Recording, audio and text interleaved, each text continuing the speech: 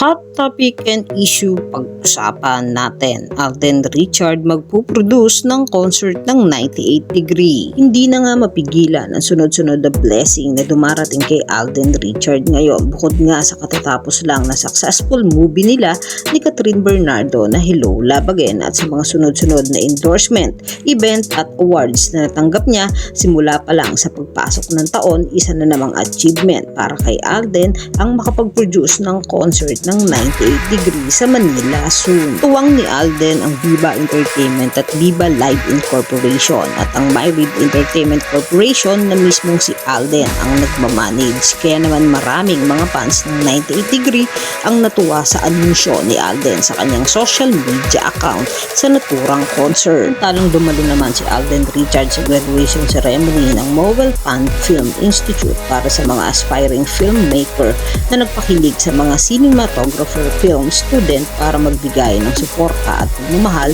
sa sining at film. Spotted naman si Alden Richard para suportahan ang kanyang mga kaibigan nitong nakaraang black screening ng Mananambal. Samantalang excited naman ang mga fans ni Alden sa March 21 para sa Bench Body of Work passing show na gaganapin naman sa SM Mall of Asia Arena para sa pagrampa ni Alden sa event. At excited din na makita sina Kat at Alden, ang mga fans ng Kat din na makita na magkasama ang dalawa. Kayo mga katambalan, ano ang masasabi nyo? Mag-comment lang sa comment section at pag-usapan natin. Yan ang mga hot topic and issue dito lamang sa Tambalang JK.